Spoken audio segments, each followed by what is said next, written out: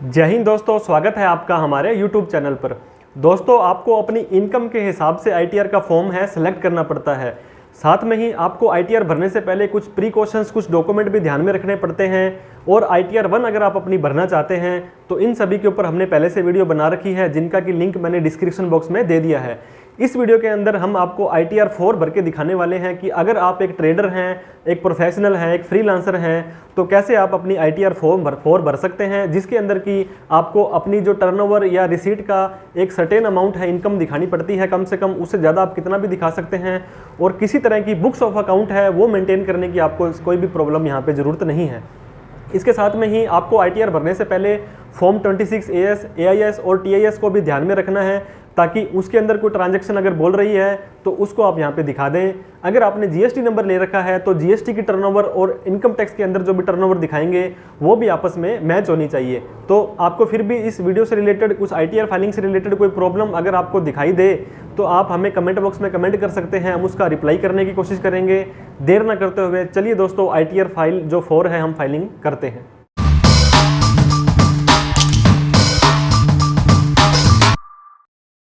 तो हमें हमारी ITR 4 भरने के लिए सबसे पहले इनकम टैक्स की वेबसाइट पर आ जाना है, जो कि incometax.gov.in है। इसके बाद में हमें यहाँ पे लॉगिन पर क्लिक कर देना है। अगर आप पहली बार रिटर्न भर रहे हैं या पहले रजिस्ट्रेशन नहीं किया है तो रजिस्टर पर क्लिक करेंगे और कुछ सिंपल से स्टेप के सहायता से आप अपना रजिस्ट्रेशन कर सकते हैं। तो हमने यहाँ पे लॉगिन पर क्लिक कर दिया है। जैसे ही हम लॉगिन पर क्लिक करेंगे तो हमारा यहाँ पे यूजर नेम या तो पैन नंबर डाल सकते हैं या आप आधार नंबर भी डाल सकते हैं। और दोनों डालने के बाद इस मैसेज को कन्फर्म करना है और उसके बाद में आपको यहाँ पे अपना जो है पासवर्ड डाल देना है। पासवर्ड डालने के बाद में आपको कंटिन्यू पर क्लिक करना है। कंटिन्यू पर क्लिक करेंगे तो आपका इस तरह का जो है लॉगिन पेज खुल जाएगा। आपको अपनी ITR 4 भरनी है, असेसमेंट ईयर 22-23। यहाँ पे डायरेक्ट लिखा आ रहा है फाइल नाउ। अगर यहाँ पे आपको किसी कारणवश दिखाई नहीं दे रहा है तो आपको यहाँ पे ई फाइल के अंदर जाके इनकम टैक्स रिटर्न के अंदर जाके फाइल इनकम टैक्स रिटर्न पर भी आप क्लिक कर सकते हैं और यहाँ से आगे बढ़ सकते हैं। लेकिन जैसे कि हर बार आपको बताया जाता है, इनकम टैक्स रिटर्न भरने से पहले आपको अपना form 26 AS, AIS annual information statement और tax payer information summary TIS देखना बहुत ज़रूरी है। तो हम यहाँ पर ई फाइल के अंदर जाके इनकम टैक्स रिटर्न के अंदर जाकर के ये फॉर्म व्यू फॉर्म 26 AS पर क्लिक करेंगे तो हमें ये डिस्क्लेमर देगा कि हम आपको एक नई वेबसाइट पर लेके जा रहे हैं। हम उसको क्लिक कर देंगे। इसके बाद में एग्री पर क्लिक करेंगे और प्रोसीड पर क्लिक कर देंगे। इसके बाद में यहाँ पे view tax credit form 26 AS पर क्लिक करेंगे।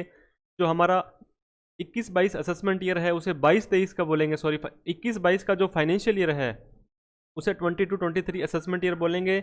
और उसके बाद में हम यहाँ पर हमारा जो फॉर्म सेलेक्ट है जो एज HTML करके व्यू और डाउनलोड पर क्लिक कर देंगे। तो इसके बाद में हमारा यहाँ पे detail of tax deducted at source, किसी ने हमारा TDS काटा या नहीं काटा वो ऑनलाइन हमारे यहाँ पे शो कर देगा। तो पंजाब नेशनल बैंक ने हमें इतने रुपए की इनकम दी है और TDS हमारा 0 कटा है। तो इसको डिटेल में जानने के लिए प्लस पर निशान पर क्लिक करेंगे। और 194A का मतलब होता है दोस्तों FD का ब्याज अगर आपको मिला है, आपको 2372 रुपये का FD का ब्याज मिला है, इसको आपको अपनी इनकम में दिखाना जरूरी हो जाएगा। और आपका TDS नहीं कटा है तो कोई दिक्कत नहीं है। इसके अलावा भी कोई और इन्फॉर्मेशन आपकी अगर फॉर्म 15GH दिया है तो यहाँ आ जाएगी और सारी डिटेल आपको नीचे तक देख लेनी है। उसके बाद आपको यहाँ पे श्योर हो जाना है। तो हम यहाँ पे वापस से वेबसाइट पर आ जाएंगे। E file income tax return, file income tax return पर आएंगे तो ऐसा पेज दिखाई देगा। हमें सबसे पहले असेसमेंट ईयर सेलेक्ट करना है। हमारा जो असेसमेंट ईयर है 22-23 है, जिसके आगे इन्होंने करंट AY भी लिख दिया है, जो कि हमें पहचानना ईजी हो जाएगा। आपको ऑनलाइन भरनी है या ऑफलाइन भरनी है। ऑफलाइन में थोड़ा सा क्या होता है, आपको यूटिलिटी डाउनलोड करनी पड़ेगी, उसके बाद उसको भर करके फिर आपको यहाँ पे फिर से अपलोड करनी पड़ेगी। ऑनलाइन के अंदर आप डायरेक्टली भर सकते हैं। इसके बाद में कंटिन्यू पर हम क्लिक कर देंगे। जैसे हम कंटिन्यू पर क्लिक करेंगे तो यहाँ पे दिखा रहा है कि आपके पास ड्राफ्ट सेव्ड है, पहले आपको रिटर्न भर रहे थे वो आपकी भरी नहीं गई है, तो उसी को डायरेक्ट आप स्टार्ट कर सकते हैं उसको जहाँ तक भरी हुई है। अदरवाइज आप न्यू स्टार्ट फाइलिंग पर यहाँ पे क्लिक कर सकते हैं। तो हम स्टार्ट न्यू फाइलिंग पर क्लिक कर रहे हैं। इसके बाद में हमारा स्टेटस चेक करेगा, ये अपने आप आ गया, इंडिविजुअल है हम। हमारा फोर्थ करेक्टर दोस्तों जो P होता है पर्सन का, तो वो इंडिविजुअल ही होता है। HUF के मामले में HUF आएगा, अदर्स के मामले में अदर आ जाएगा। तो हम इंडिविजुअल ही सिलेक्ट करेंगे और कंटिन्यू पर क्लिक कर देंगे। इसके बाद में कौन सी ITR का फॉर्म आपको भरना है, ITR 1 और फॉर्म ही ऑनलाइन अभी आ रही है, तो हमें ITR 4 भरनी है। ITR 1 पर हम पहले ही ऑलरेडी एक जो है वीडियो बना चुके हैं।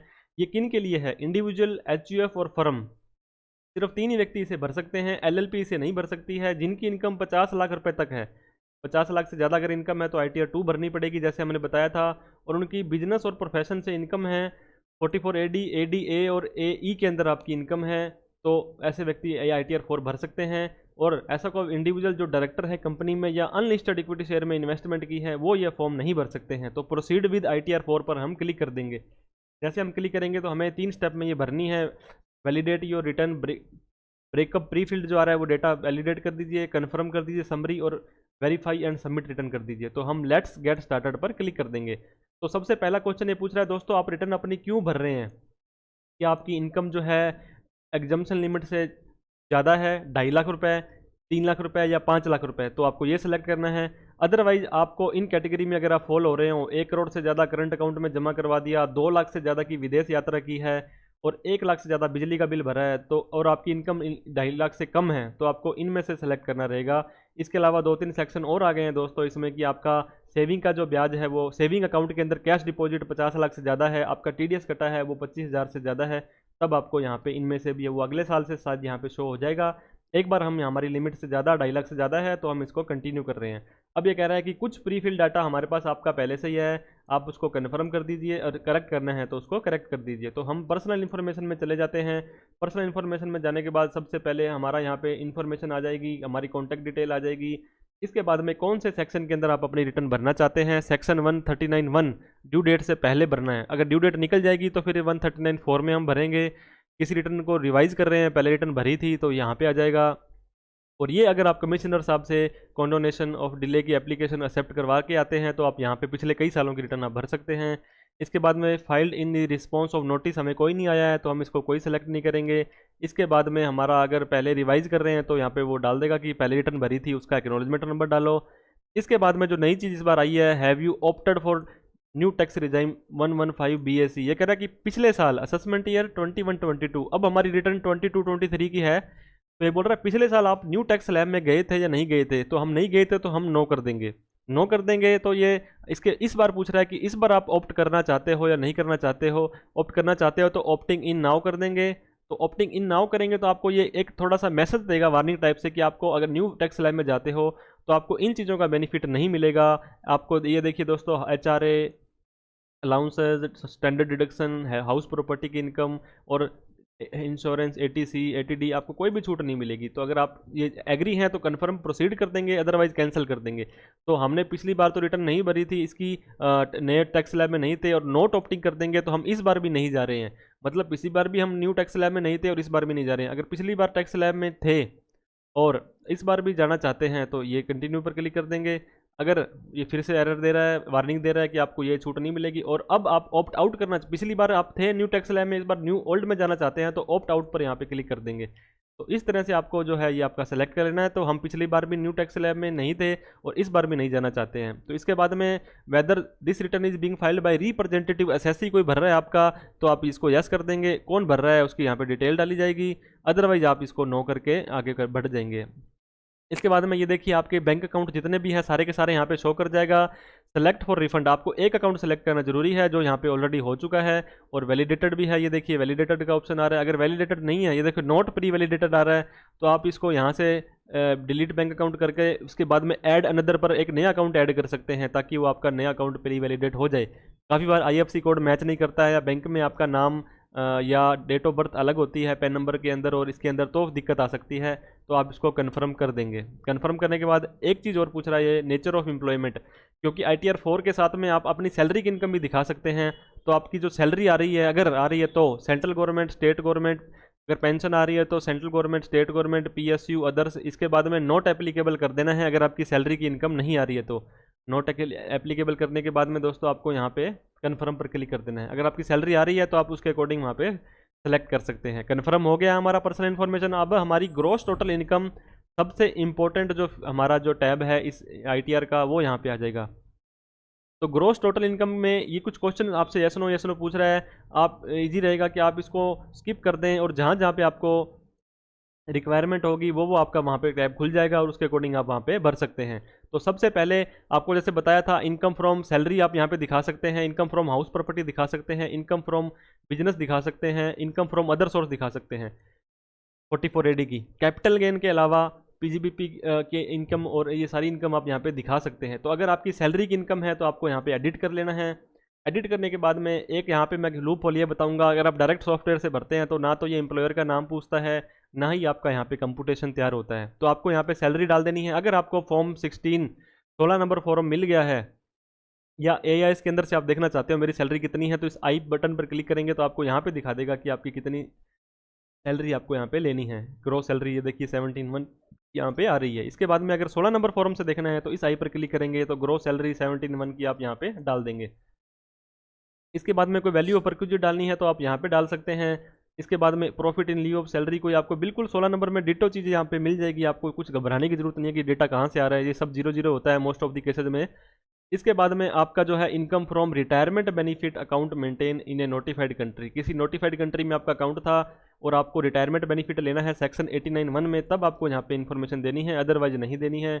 इसके बाद में कोई एग्जम्प्ट अलाउंसेज आ रहा है आपका, जैसे कि आपका HRA LTA और काफ़ी तरह के अलाउंसेज आपको मिलते हैं, तो जो भी आपका एप्लीकेबल है उसको सिलेक्ट करके यहाँ पे आप अमाउंट डाल सकते हैं।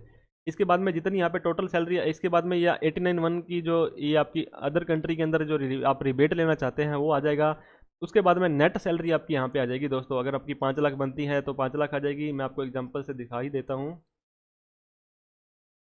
तो 5 लाख रुपए आपकी नेट यहाँ पे आ गई है। और डिडक्शंस हैं, जो स्टैंडर्ड डिडक्शन जो है आपकी, जो 50,000 रुपये की अपने आप घटा रहा है। इसके बाद में आपको यहाँ पे जो नेट सैलरी है 4,50,000 आपकी आ गई है। तो आपका ये डेटा सही है तो आप सेव कर देंगे, अदरवाइज कैंसिल पर क्लिक करके आप आगे बढ़ जाएंगे। इनकम फ्रॉम, इसके बाद में जो दूसरा जो हमारा दोस्तों कैटेगरी है सैलरी के बाद में, इनकम फ्रॉम हाउस प्रॉपर्टी।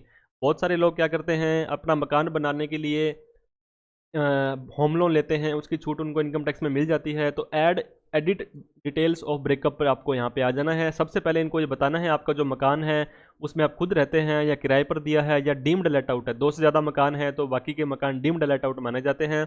हम मानते हैं कि आपका खुद का मकान है, सेल्फ ऑक्यूपाइड, और आप उसके ऊपर किराया भर रहे हैं और उसके ऊपर जो लोन भर रहे हैं उसके ऊपर आपको इंटरेस्ट चुका रहे हैं अगर आप, तो आपको 2 लाख रुपए तक का इंटरेस्ट यहाँ पे मिल जाएगा। जैसे मैंने 2,50,000 रुपये यहाँ पे दिखाया तो ये आपको एरर दे देगा कि मैक्सिमम अमाउंट आपकी 2 लाख रुपए तक की ही छूट आप ले सकते हैं। ढाई डाल दिया, लेकिन नीचे देखिए 2 लाख रुपए की छूट दे रहा है। अगर आपको हाउस प्रॉपर्टी के इंटरेस्ट की इनकम लेनी है, ओल्ड टैक्स स्लैब में इंटरेस्ट की जो छूट लेनी है, तो हाउस प्रॉपर्टी के अंदर आपका ये अमाउंट इतना कम हो जाएगा। इसके अलावा अगर आपका किराए का मकान है तो लेट आउट पर क्लिक कर देंगे, कितना किराया आपको आया, 1 लाख रुपये अगर किराया आया तो उसकी 30% आपको छूट मिल जाती है। ये देखिए 70,000 रुपये आपका यहाँ पे जो है इनकम में जुड़ जाएगा। कोई टैक्स वगैरह पेड किए लोकल अथॉरिटी को तो उसकी भी छूट मिल जाएगी। अगर 1,000 रुपये हमने पेड किया है तो उसके बाद जो है वो टैक्स आपका यहाँ पे लग जाएगा। इस तरह से आपको जो है आपकी हाउस प्रॉपर्टी की इनकम भी आप फीड कर सकते हैं। सैलरी की इनकम हमने पहले से ही फीड कर दी थी। इसके बाद में जो तीसरा और इम्पोर्टेंट जो है हमारा जो है इनकम का क्राइटेरिया, वो है income from business and profession. इसके ऊपर हमें ऐड पर क्लिक कर देना है। ये देखिए दोस्तों, बिजनेस पे आपको 8% या 6% आपको नेट प्रॉफिट आपको दिखाना है, प्रोफेशन में 50% दिखाना है। और यहाँ पर आपको जो गुड्स कैरीज के अंदर आपको यहाँ पे अपने ट्रक अगर आपका काम करते हैं, कैरीज ऑफ गुड्स का करते हैं, तो आपको यहाँ पे दिखाना है। तो इसलिए हम यहाँ पे पहले बिजनेस में आ जाएंगे।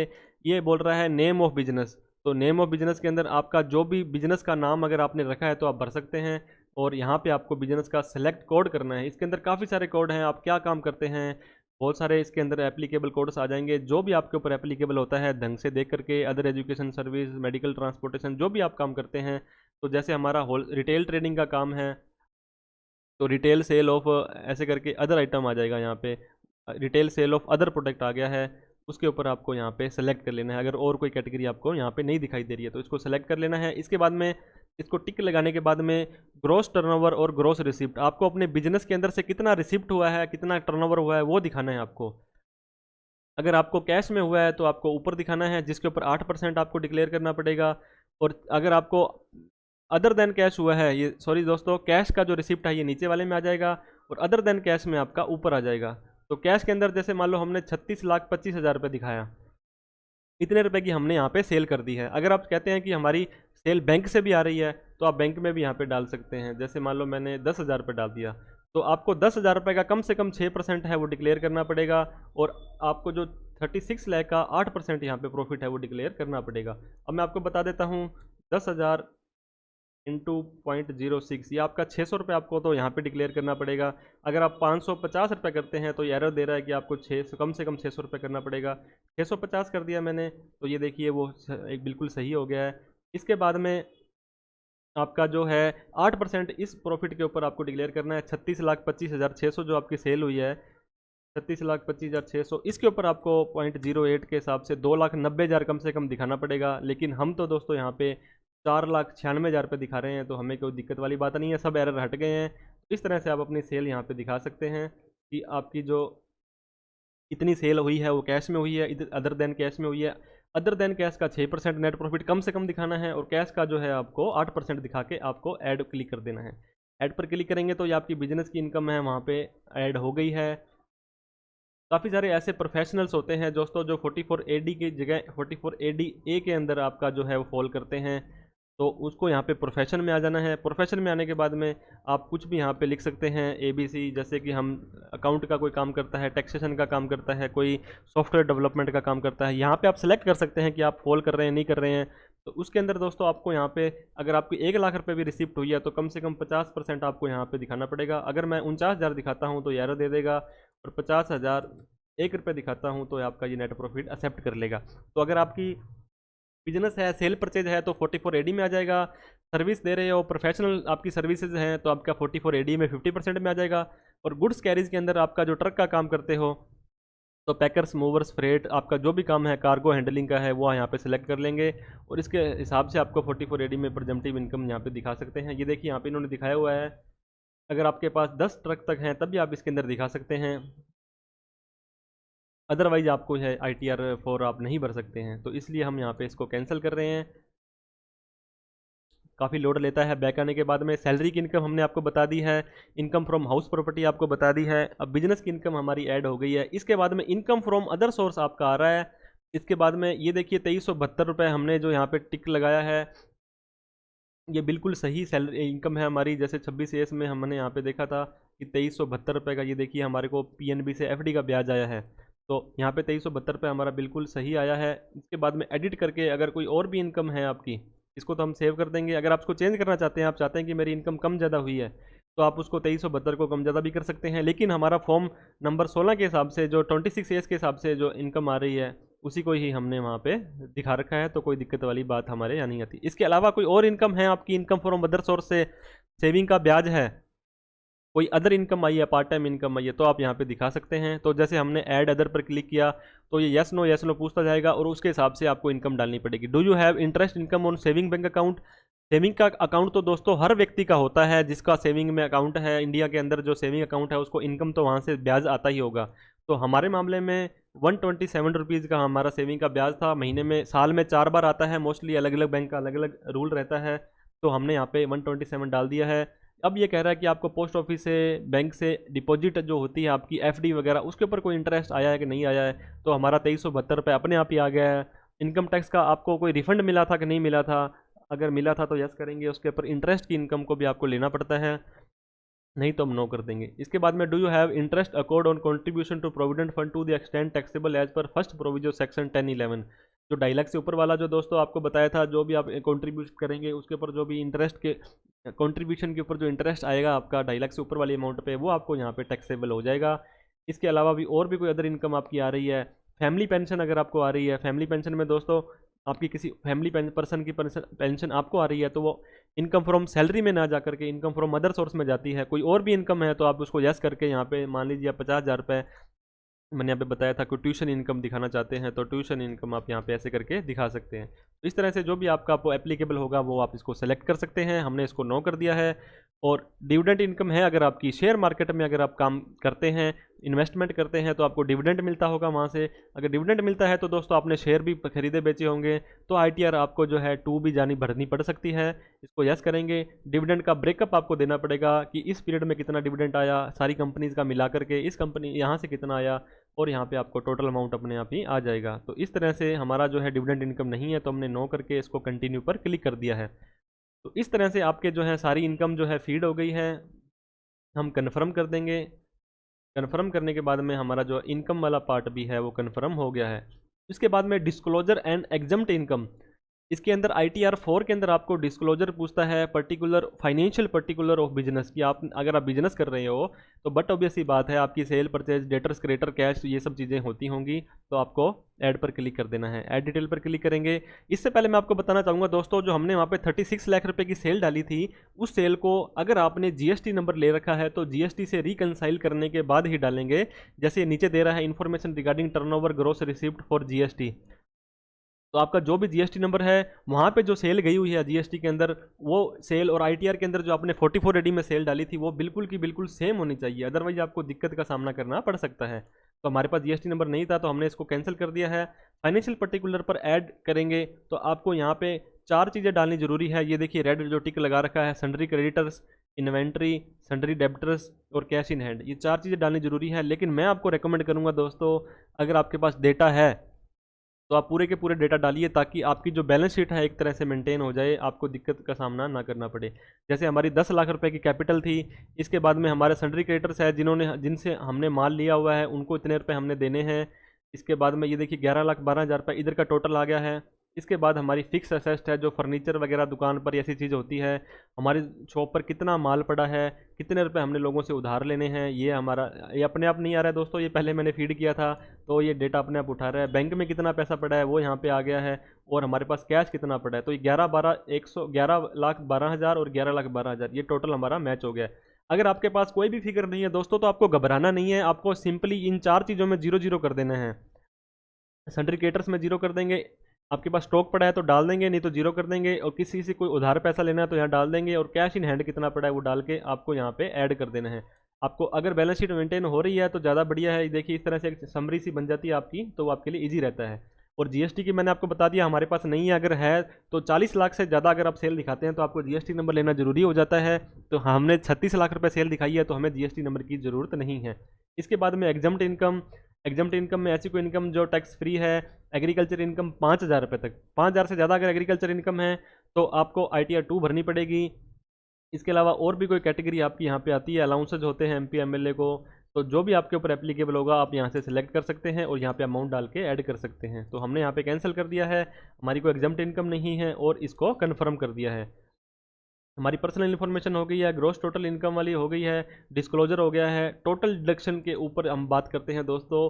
अगर आप टैक्स अगर ओल्ड टैक्स ले में है तो काफ़ी सारी डिडक्शंस आपको मिलती है, तो आपसे क्वेश्चन नहीं करेगा, क्वेश्चन को यस नो करना है तो उसके अकॉर्डिंग आपसे पूछ लेगा, अदरवाइज आप स्किप कर सकते हैं। स्किप करने के बाद में आपको सारे के सारे जो यहाँ पे दिखा देगा डिडक्शंस के जो हैं अवेलेबल डिडक्शंस हैं, उसके हिसाब से आपको सेलेक्ट करना है। 80D के अंदर दोस्तों हेल्थ इंश्योरेंस आता है। हेल्थ इंश्योरेंस आप अपना या अपने परिवार का करवाते हैं, पेरेंट्स का करवाते हैं तो आपको छूट मिल जाएगी। अगर आप छूट लेना चाहते हैं और आपकी एज 60 साल से ज़्यादा है तो आपको यस करना है, नहीं तो नो करना है। ये क्यों पूछता है दोस्तों, क्योंकि 60 साल से ऊपर वालों को 50,000 की छूट मिलती है, अदरवाइज 25,000 की छूट मिलती है। अब ये फैमिली के बारे में भी पूछेगा कि आपके पेरेंट्स भी सीनियर सिटीजन है या नहीं है। अगर उनका आपने हेल्थ इंश्योरेंस करवाया है और वो 60 साल से ऊपर हैं तो आपको उनकी 50,000 रुपये तक की छूट वहाँ पर मिल जाएगी। इसके बाद में आपको यहाँ पर सेव कर देना है। 80D के बाद में दोस्तों 80G, अगर आपने किसी संस्था को डोनेशन दी है तो किसको डोनेशन दी है, जैसे PM केयर फंड और ये इस तरह से जो आप डोनेशन देते थे 80G के लिए छूट लेने के लिए, तो वो आपको यहाँ पे ये देखिए 50% में है, 60% में है। यहाँ पे उसका पैन नंबर डालेंगे, नाम डालेंगे, एड्रेस डालेंगे, इस तरह से उसकी सारी इन्फॉर्मेशन यहाँ पे आ जाएगी। अगर आपकी है तो आप यहाँ पे भी 80G की छूट ले सकते हैं। 80GG, ऐसा कोई व्यक्ति जिसे HRA नहीं मिलता है और वो किराए पर रहता है तो 80GG के अंदर मैक्सिमम 60,000 की छूट वो ले सकता है। 80E, इंटरेस्ट अगर आपने चुकाया है होम एजुकेशन लोन के लिए।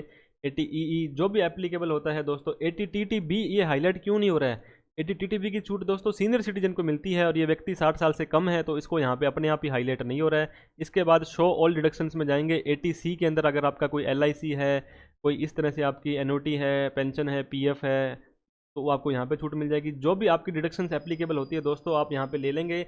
80TTA के अंदर दोस्तों आपको सेविंग का ब्याज 10,000 रुपये तक छूट मिलती है, तो हमें 80TTA के अंदर 127 रुपये हमने सेविंग के ब्याज वहाँ डाला था, तो हम इसको यहाँ पे छूट ले लेंगे। ये एरर दे रहा है कि आपके डिडक्शन 80TTA की जो है एम्प्लॉयर तो हमारा कुछ है ही नहीं, तो हम इसको ऐड कर देंगे। ये सब डिटेल्स डालने के बाद में 80 और भी कोई डिडक्शंस होती है तो आप देख लेंगे और यहाँ पे अदरवाइज कन्फर्म कर देंगे। कन्फर्म करने के बाद में हमारे सारे टैब कन्फर्म हो गए हैं। लास्ट वाला रह गया है टैक्स पेड। अगर आपने कोई टैक्स पहले से पेड किया है, आपका कोई TDS कटा हुआ है, तो दोस्तों यहाँ पे आ जाएगा TDS to other than salary, salary का कटा है, और इसके अलावा 16C 16D में कटा है, आपका किसी ने TCS कलेक्ट किया है और आपने खुद ने कोई टैक्स भरा है, सेल्फ असेसमेंट या एडवांस टैक्स, तो आपका यहाँ पे आ जाएगा। नहीं आ रहा है तो आपको यहाँ पे ऐड कर देना है। BSR कोड होता है, उसके चालान के ऊपर लिखा होता है, और चालान नंबर और तारीख, 3 चीज़ें भरनी होती हैं।